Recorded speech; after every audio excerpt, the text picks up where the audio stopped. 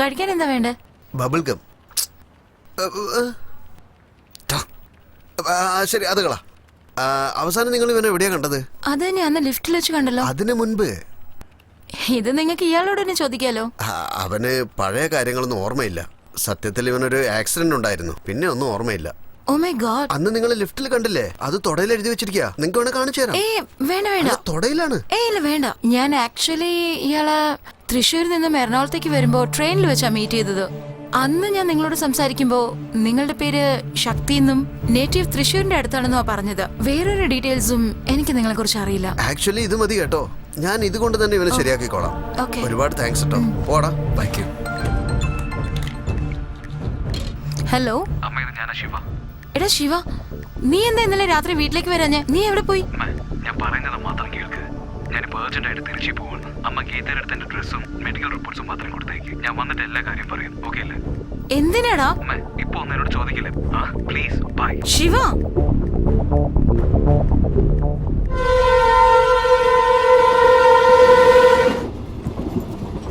എടാ ശിവന്റെ മുഖമുള്ള ശക്തി, എടാ നമുക്കൊരു പേര് മാത്രമേ അറിയൂ. ഈ പേരും കൊണ്ട് അത്രയും വലിയ പട്ടണത്തിൽ നമ്മൾ എങ്ങനെ കണ്ടുപിടിക്കാനാ? ഫാമിലി സോങ് വല്ലതും പടം പോകണോ? ഇനി അവർക്ക് ഫാമിലി സോങ് ഉണ്ടോ എന്ന് തന്നെ ആർക്കറിയാം? അതെ അതെ, 24.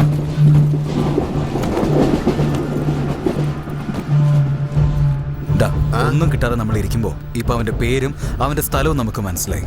ഇപ്പൊ അവന്റെ സ്ഥലത്ത് നമ്മൾ ഇറങ്ങി നടക്കുകയാണെങ്കിൽ ശക്തിക്ക് അറിയുന്ന ആരെങ്കിലും നമ്മുടെ അടുത്ത് ഒന്ന് സംസാരിക്കില്ലേ? സംസാരിക്കുകയാണെങ്കിൽ ഓക്കെ. ലൂസിഫറിലെ ലാലാട്ടിനെ ഷൂട്ട് ചെയ്യൂലേ, അതുപോലെ ഷൂട്ട് ചെയ്താലോ? എന്ത് നീ? ശരിയാനടാ, അവിടെ വെച്ച് നമ്മളെ കൊല്ലാൻ ആളയച്ചവൻ അവന്റെ സ്വന്തം നാട്ടിലേക്ക് ആളയക്കാതിരിക്കുവോ?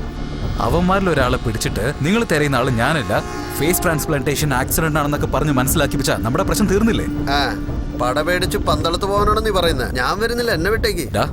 ട്രെയിൻസ് ഫുൾ സ്പീഡിൽ പോവാണ്, അങ്ങനെ ചടേക്ക്.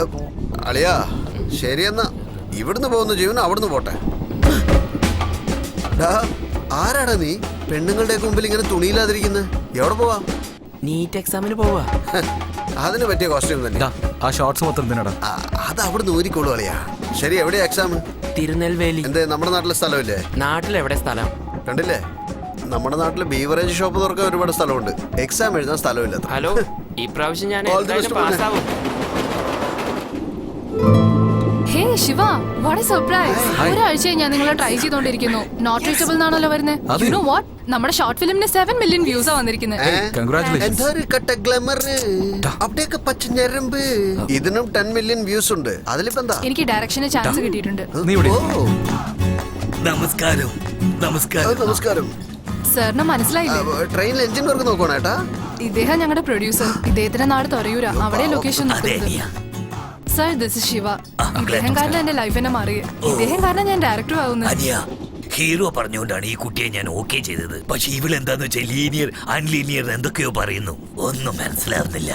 പരിപ്പ് വിറ്റ കാശുകൾ തിരിച്ചു വരുമോന്ന് അറിയില്ല. അറിയാ, ഞങ്ങൾ പ്രൈം മിനിസ്റ്റർ അഭിനയിച്ച ആരോമലുണി 50 പ്രാവശ്യം കണ്ടിട്ടുണ്ട്. ഉറക്കത്തിന് വിളിച്ചു ചോദിച്ചാൽ ഞാൻ പടാന്ന് കഥ പറയും. ഇതാണ് ശിവ കുഴപ്പം. സാർ ഇപ്പോഴും 1970s സിനിമ എത്രയോ മാറിയതല്ലേ. കുറച്ചെങ്കിലും ട്രെൻഡ് മാറ്റി പിടിക്കും. ശരി കൊച്ചേ, പക്ഷെ ട്രെൻഡ് എന്ന് പറഞ്ഞ് നിങ്ങൾ തന്നെ പറയും. ക്ലൈമാക്സ് എങ്ങനെ ഉണ്ടാവും? ഒരു ഹീറോ പൊടി പറത്തി തല്ലുകൂടി വില്ലനെ കൊന്നാലേ ഓഡിയൻസ് കൈയടിക്കൂ. അതല്ലേ സക്സസ്ഫുൾ ഫോർമുല. എങ്കിലല്ലേ പൈസ കിട്ടൂ. സർ, നിങ്ങൾ എത്ര തന്നെ ബലശാലിയായിരുന്നാലും ഒരാളെ കൈകൊണ്ട് അടിച്ച് കൊല്ലാൻ പറ്റുമോ സർ? അതിന് എത്രത്തോളം ചാൻസ് ഉള്ളത്? പക്ഷെ ഞാനൊരു നോവൽ വായിച്ചിട്ടുണ്ട് ശിവ.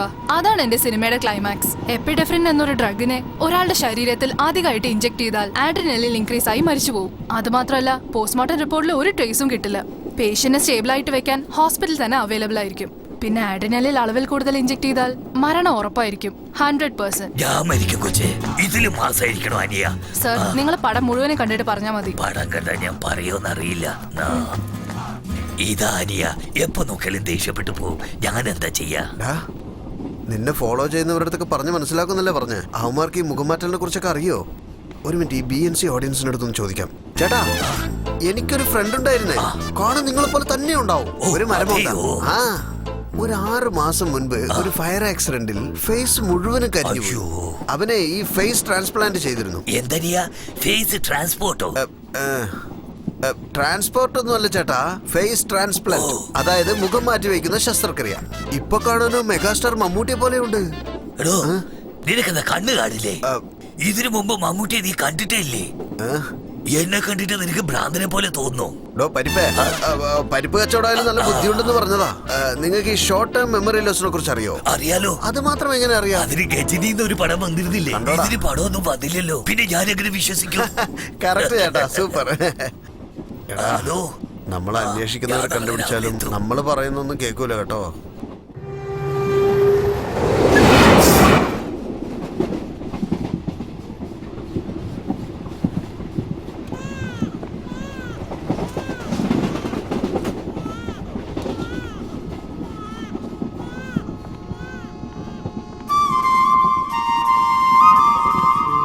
എന്തു പറ്റി?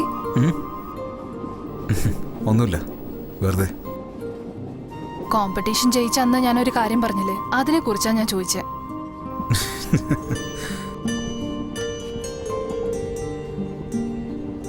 നിന്റെ കൂടെ 100 വർഷം ജീവിക്കാൻ തോന്നണം. വിശ്വാസം വരണ്ടേ? ആ വിശ്വാസം നിന്റെ മുഖം കാണുമ്പോൾ വരുന്നില്ല. നമുക്ക് കല്യാണം കഴിക്കാം, പക്ഷെ നമ്മൾ റോഡിലൂടെ പോകുമ്പോൾ ആരെങ്കിലും കാണുകയാണെങ്കിൽ പയ്യനെ കാണാൻ കൊള്ളാം, പക്ഷെ പെണ്ണത്ര പോരാന്ന് പറയില്ലേ? അതെനിക്ക് എന്തായാലും വിഷമം തോന്നിപ്പിക്കും. സോ വേണ്ട, നിന്റെ നല്ലതിനു വേണ്ടിയാ പറയുന്നത്.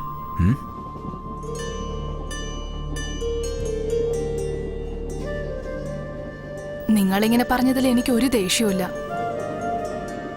ഇത് ഞാനൊരാളോട് പറഞ്ഞിട്ടുള്ളതാ. അയാൾക്ക് എത്ര വേദനിച്ചിട്ടുണ്ടാവും ഇപ്പം മനസ്സിലായി. എന്നെങ്കിലും ഒരു ദിവസം അയാളെ കാണുകയാണെങ്കിൽ സോറി പറയണം. അപ്പൊ ആ സോറി നീ എന്നോടാ പറയേണ്ടത്.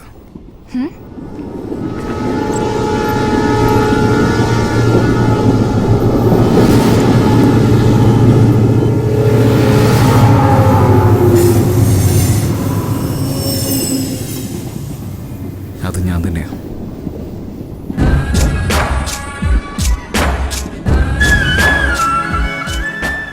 അവന്റെ പേര് ശക്തി. ഞാനാ ശക്തി എന്ന് വിചാരിച്ച് എന്തോ ഒരു കാരണത്തിന് വേണ്ടി എൻ്റെ പുറകിലാണ് അവര്. അവൻ ആരാന്നറിയാൻ വേണ്ടിയിട്ട് തിരിച്ചു പോയിക്കൊണ്ടിരിക്കുന്നത്. എന്തുവാടാ, മെഡിക്കൽ കിസ്സാണോ? എടാ ഒരു മിനിറ്റ്, തിരിച്ചു തന്നേക്കാം. എടാ നമുക്ക് എന്തൊക്കെ പ്രശ്നമുണ്ടെന്ന് അറിയാലോ. എനിക്ക് അവിടെ കിടന്നിട്ട് ഉറക്കം പോലും വരുന്നില്ല. ആരോ വടിവാളുമായിട്ട് കൊല്ലാൻ വരുന്നത് പോലെ സ്വപ്നം കണ്ടിട്ട് മൂത്രം നിൽക്കുന്നില്ല എനിക്ക്.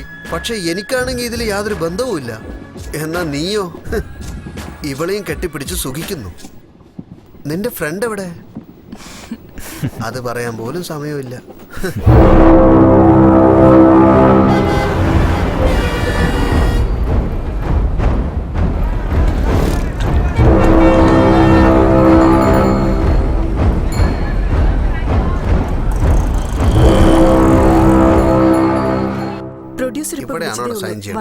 കാർ അയക്കാന്ന് നമ്മളോട് പോയി ലൊക്കേഷൻ സെലക്ട് ചെയ്തോളാം. നീ ഇവളും വേണം ഈ മുറി എടുത്തോ, ഞാൻ ഇവള് ഈ ഓപ്പോസിറ്റ് മുറി എടുത്തോളാം. നമ്മളെന്താ ഹണിമൂണിലാണോ വന്നിരിക്കുന്നത്? അവക്ക് ഓക്കെയാണല്ലോ, നിനക്കെന്താ പ്രശ്നം? ഈ നാട്ടിലുള്ള RT ഓഫീസ്, ആധാർ ഓഫീസ്, എല്ലാ ഓഫീസിലും എന്റെ ഫോട്ടോ കാണിച്ചിട്ട് കണ്ടുപിടിക്കാൻ പറ്റുന്നുണ്ടെന്ന് കാര്യം നോക്ക്. ഞാൻ കുറെ കൂട്ടമുള്ള സ്ഥലത്ത് പോയിട്ട് ആരെങ്കിലും എന്നോട് ഒന്ന് സംസാരിക്കുന്നുണ്ടെന്ന് നോക്കട്ടെ. എടാ അവനിവിടെ വല്ലവരുടെ കടമേടിച്ചിട്ടുണ്ടെങ്കിൽ അവസാനം നിനക്കത് പണിയാവും, കേട്ടല്ലോ.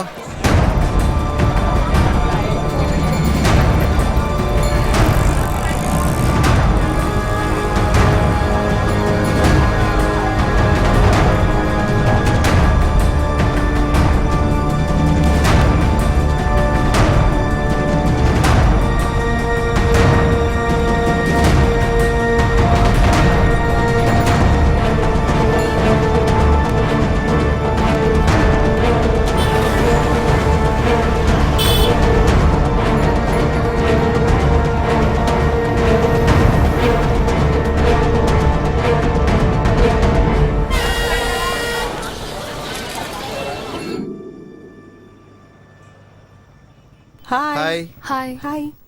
എന്തെങ്കിലും ക്ലൂസ് കിട്ടിയോ? ശിവ, ഒരു ഐഡിയ ഉണ്ട്.